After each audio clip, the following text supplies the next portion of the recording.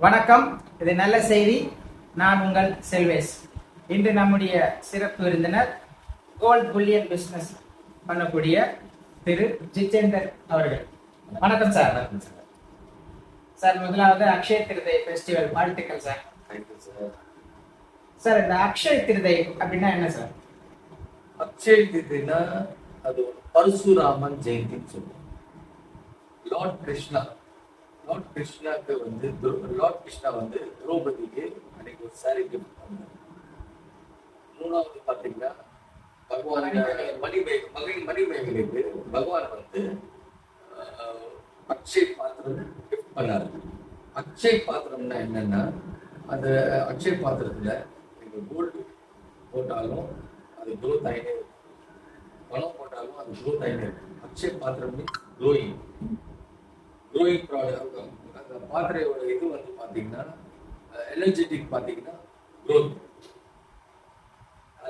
எது போட்டாலும் அது க்ரோத் ஆகிட்டே அல்ல குறையாதுன்னு சொல்லுவாங்க. அதனால தான் அக்ஷயம் பாத்திரம் அது. அதனால தான் அந்த அக்ஷய திருத்தி கொண்டாடுறாங்க.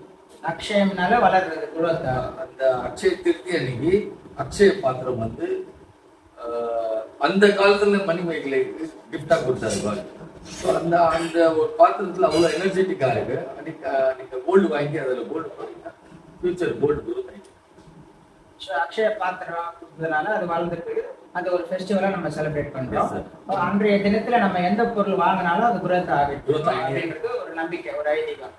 ஸோ அதை வந்து நீங்க பிசினஸுக்கு அது யூஸ் பண்ணிக்கிறீங்களா? இல்ல, பிசினஸ்க்கு யூஸ் பண்றது sir. Business is separate concept. Business பாத்தீங்கன்னா கோல்டு பிசினஸ் வந்து 365 டேஸ் ரன் அப் ஆகுது.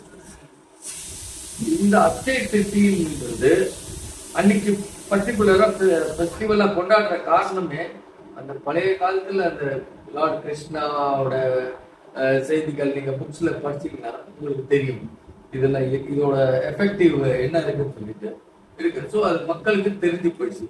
அக்ஷய திருத்தி அன்னைக்கு கோல்டு வாங்கினா அந்த அக்ஷய பாத்திரத்தோட எனர்ஜெட்டிக் அந்த மாதிரி இருக்கு. whatever if you put you will get growth. அதனால தான் அந்த ஒரு மைண்ட் கான்செப்ட் எல்லா மக்களுக்கும் இருக்கு. சார், கோல்டு அன்னைக்கு தான் கோல்டு வாங்கினா பர்டிகுலர் அந்த டே செலக்ட் பண்றது, ஃபாலோ பண்றது பழைய வருஷமா ஃபாலோ பண்றாங்க. முன்னோர்கள் காலத்தொட்டு அதை ஃபாலோ பண்ணிட்டே வராங்க. அன்றைய தினத்துல எந்த பொருள் வாங்கினாலும் அது வளர்ந்துட்டே வரும். அந்த பொருள் ஒரு கோல்டா இருந்தா கோல்டு நிறைய சேவ் ஆகும் அப்படின்ற நம்பிக்கையில அது வாங்குறாங்க.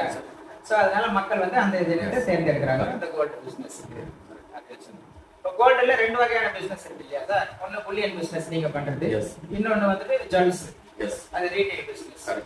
which one is best sir? எது பெனிஃபிட், புல்லியன் பிசினஸா இல்ல போத் பிசினஸ் ஆர் பெனிஃபிட்? நாங்க பண்றது மெட்டல் பிசினஸ். எங்க மெட்டல்லால தான் வந்து ஆச்சாரிங்க வந்து வாங்கிட்டு அந்த கோல்டு மேனுஃபேக்சரிங் பண்ணி கோல்டு ஆர்டிகல் தயாரிப்பு. பொதுவா பாத்தீங்கன்னா ஆர்டிகல் பிசினஸ் நல்ல business. Gold business, metal business பாத்தீங்கன்னா அது மினிமம் மார்ஜின் தான். பேங்க்ல இருந்து பர்ச்சேஸ் பண்ணிட்டு நாங்க ஒரு ரீட்டைலருக்கு விற்கிறோம். அந்த ரீட்டைலர் வந்து அந்த கோல்டு வாங்கிட்டு மேனுஃபேக்சர் கிட்ட கொடுத்துட்டு அந்த நகையெல்லாம் செய்யலாம். இப்போ கோல்டுல வந்துட்டு நிறைய கலப்படம் பண்றதுக்கான வாய்ப்பு இருக்கு. இப்போ இதுக்கு முன்னாடி எல்லாம் பாத்தீங்கன்னா 22 கேரட் 24 கேரட் அதுதான் நமக்கு தெரியும். இப்போ புதுசா 916 அப்படின்னு அறிமுகப்படுத்திருக்காங்க. 916 அப்படின்னா என்ன சார்? 916 கோல்டோட குவாலிட்டி நல்லா இருக்கும். இப்போ பொதுவா பாத்தீங்கன்னா நார்த் இந்தியா இருக்கட்டும், சவுத் இந்தியா இருக்கட்டும், 99.9% எல்லா ஜுவல்லரி ஷாப்ல பாத்தீங்கன்னா 916 கோல்டு தான். That to hallmark BIS bureau Indian stands அது போட்டு தான் வந்து நகை. ஸோ இப்போ வந்து அந்த கலப்படம் பண்றது இது குவாலிட்டி மிஸ்டேக் எதுவும் வராது. அதே போல பொதுவாக பார்த்தீங்கன்னா மக்களுக்கும் இப்போ தெரிஞ்சு போச்சு 916 கோல்டு நல்லா இருக்கும். அதே போல எந்த கலப்படமும் இருக்காது. இப்போ கோல்டை பொறுத்த வரைக்கும் அது இன்டர்நேஷனல் மார்க்கெட் இல்லையா? ஸோ ஒரே ரேட்டு தான், ஆல் ஓவர் இந்தியா ஒரே ரேட் தான்.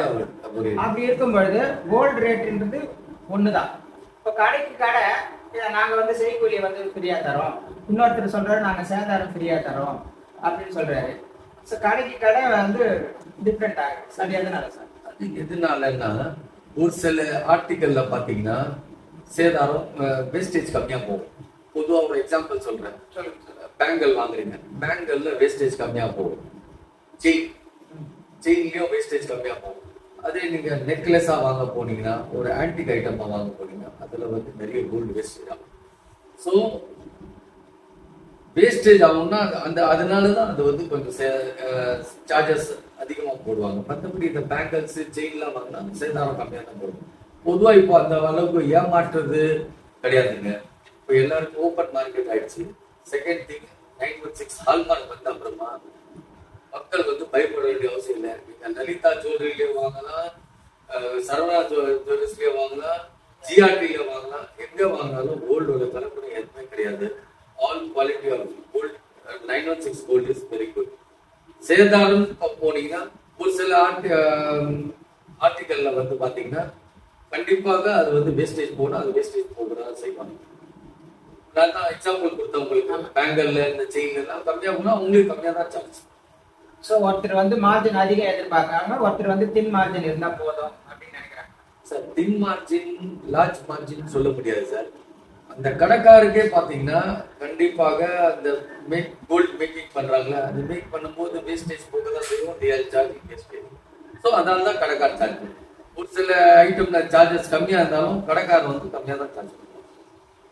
ஒரு சில ஆர்டிகல்ல அதிகமா வேஸ்டேஜ் ஆகுனா கண்டிப்பாக அந்த வேஸ்டேஜ் போட்டுதான்.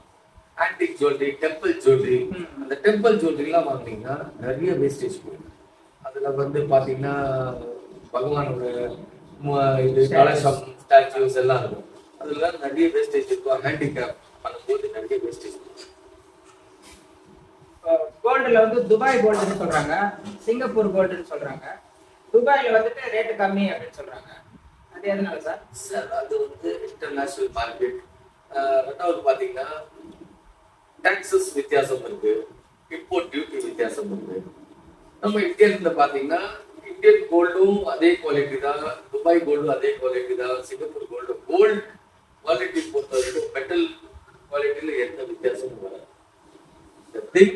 ரேட் டிஃபரன்ஷியேட் இருக்கிற காரணமே இப்போ துபாயில பாத்தீங்கன்னா துபாயில வந்து டியூட்டி, இம்போர்ட் டியூட்டி, எக்ஸ்போர்ட் இதெல்லாம் வந்து டியூட்டி கம்மியா இருக்குனால அங்க ரேட் கம்மியா இருக்கு. நம்ம இந்தியால டியூட்டி அதிகமா இருக்கு. என்ன கான்ஸ்டன்ட் ரேட் இருக்கு அது கவர்மெண்ட் டிசைட் பண்றது. கோல்டுல எந்த குவாலிட்டி கிடையாது. துபாயில வாங்கினாலும் அதே கோல்டு தான், சிங்கப்பூர் வாங்கினாலும் அதே கோல்டு தான், இந்தியன் ரேட்டும் அதே கோல்டு தான். ஸோ அந்த டியூட்டி வந்துட்டு டிஃப்ரெண்ட் ஆகுதுனால. அந்த நகைகள் வந்து அதிகமா விரும்புறது ஆல் ஓவர் இந்தியால, நார்த் இந்தியால அதிகமா, சவுத் இந்தியால அதிகமா. பொதுவா பாத்தீங்கன்னா சவுத்ல இருக்கும். இன்னைக்கு கோல்டோட டெப்த் பாத்தீங்கன்னா சவுத்ல நிறைய சேல். நார்த்லயும் இருக்கு, இல்லைன்னு சொல்ல. நார்த்தோட சவுத்ல நல்ல கோல்டோட டெப்த் பிசினஸ் நல்லா. இப்ப சவுத்ல வந்துட்டு தமிழ்நாடு இருக்கு சார், கேரளா இருக்கு, ஆந்திரா இருக்கு. இந்த மூணு ஸ்டேட்ல எந்த ஸ்டேட் சார் அதிகம்? தமிழ்நாடு. ஃபர்ஸ்ட் தமிழ்நாடு தான் sir, second Andhra, third Karnataka, fourth Kerala. கர்நாடகால தான் தங்க சுரங்கமே இருக்கு இல்லையா? கரெக்ட். பட் ஆனா இங்க வந்து பாத்தீங்கன்னா நம்ம சவுத்ல நிறைய ஒரு டிமாண்டிங் ஆஃப் கோல்டு, மக்கள் கிரேஸ் ஆனது வந்து கோல்டு தான் sir. South Indian, especially south Indians தான் கோல்டு மேல ஒரு கிரேஸ் இருக்காங்க. சவுத் இந்தியன் பெண்கள் வந்து கோல்டு அதிகமா பர்ச்சேஸ் பண்றாங்க இல்லையா? இன்வெஸ்ட்மெண்ட்னு சொன்னா லேண்ட் மேல இன்வெஸ்ட் பண்ணலாம், மியூச்சுவல் ஃபண்ட் இன்வெஸ்ட்மெண்ட் பண்ணலாம், கோல்டு இன்வெஸ்ட்மெண்ட் பண்ணலாம், சேவிங்ஸ் பண்ணலாம். இது எல்லா இன்வெஸ்ட்மெண்ட்லயும் which one is best sir? Gold. எப்படி சார், எதனால சொல்றீங்க சார்? கோல்டு ஒரு investment is very good investment. கோல்டோட growth நல்லா ஃபாஸ்ட். செகண்ட் வந்து பாத்தீங்கன்னா இப்போ நீங்க ஒரு இடம் லேண்ட் வாங்குறீங்க, வீடு வாங்குறீங்க, ஆனா உங்களால லஞ்ச நேரத்துல இருக்க முடியாது. கரெக்டா?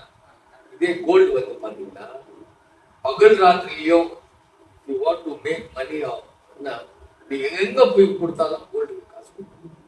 பகல் ராத்திரியும் உங்களுக்கு அர்ஜென்ட் மிட் நைட்ல போனா கூட கோல்டு போய் கொடுத்தா காசு கிடைக்கும். கண்டிப்பா. அதே போல கோல்டு வந்து ஒரு எனி டைம் 24/7 365 டேஸ்ல நீங்க எந்த நேரத்திலயும் வந்து நீங்க காசு ஆகக்கூடிய ஒரே பொருள் கோல்டு. ஸோ அதனால கோல்டுல வந்துட்டு சேவ் பண்றது, கோல்டு மேல இன்வெஸ்ட் பண்றது ரொம்ப நல்லது. ரொம்ப நல்லது. நானும் எல்லாருக்குமே அதான் சொல்லுவேன். முடிஞ்ச அளவுக்கு உங்களோட சேவிங்ஸ் கோல்ட்ல போடுங்க. போக போக ஃபியூச்சர்ல கோல்டோட ரேட் ஹைக் தான் ஆகிடுமே தவிர கீழே வர்றதுக்கு வாய்ப்பு இருக்கு. இதுவரை வந்து அக்ஷய திருதியில இந்த அக்ஷய திருதி ரொம்ப விசேஷமானது. வெள்ளிக்கிழமையில வருது. Yes sir. 10th மே 10th May 2024 இந்த அக்ஷய திருதி வெள்ளிக்கிழமையில சுக்கிரவார அக்ஷய திருதி ரொம்ப ஸ்பெஷல் அக்ஷய திருதி. இந்த ஸ்பெஷல் அக்ஷய திருதிக்கு கோல்டு பர்ச்சேஸ் பண்ற உங்களோட கஸ்டமர்ஸ்க்கு, இதை பார்த்துட்டு இருக்கிற நம்மளோட வியூவர்ஸ்க்கு நீங்க சொல்ல விரும்புறது என்ன சார்? வியூவர்ஸ்க்கு என்ன சொல்ல? நிறைய பேர் நான் என்னோட மோட்டிவேஷன் என்னன்னா, இந்த வர சுக்கிரவாரம் 10th May நீங்க முடிஞ்ச அளவுக்கு உங்களோட என்ன சேவிங்ஸ் இருக்கு அதை வாங்கி கோல்ட்ல போடுங்க. நெக்ஸ்ட் இயர் பாருங்க இந்த கோல்டோட ரேட் என்ன growth கொடுக்குது நீங்களே எதிர்பார்ப்பீங்க. Gold best investment is gold investment. கோல்ட்ல இன்வெஸ்ட் பண்ணுங்க, மற்ற எந்த இன்வெஸ்ட் பண்ணாதீங்க. என்னோட கொள்கை தான். ரொம்ப நன்றி சார். ஜனங்களே, மக்களே பாருங்க, எவ்வளவோ இன்வெஸ்ட்மெண்ட் இருக்குது. ஆனா கோல்டு இன்வெஸ்ட்மெண்ட் பண்ணா மிட் நைட்ல கூட உங்க அவசர தேவைக்கு அதை காசாக்கிக்கலாம் அப்படின்னு கோல்டுல மிகவும் அனுபவம் பெற்ற ஜிதேந்தர் சார் அவர்கள் சொல்லியிருக்கிறாங்க. அதனால இந்த அக்ஷய திருதை ரொம்ப விசேஷமான அக்ஷய திருதை. இந்த அக்ஷய திருதையில உங்க சக்திக்கு முடிஞ்ச அளவுக்கு கோல்டை நீங்க வாங்கி, அது 1 கிராமா இருக்கலாம், இல்ல 1 கிலோவா இருக்கலாம், அவரோட சக்திக்கு தகுந்த கோல்டை நீங்க பர்ச்சேஸ் பண்ணி நீங்க எல்லா நலமும் வளமும் பெற்று வாழ்வாங்கு வாழ இந்த சேனல் மூலமாக உங்களை வாழ்த்துக்கிறோம். நன்றி, வணக்கம் சார். இவ்வளவு நேரம் உங்க பொண்ணான நேரத்தை செலவிட்டதுக்கு உங்களுக்கும் நன்றி சார். நல்ல தகவல். Thank you sir. தேங்க்யூ.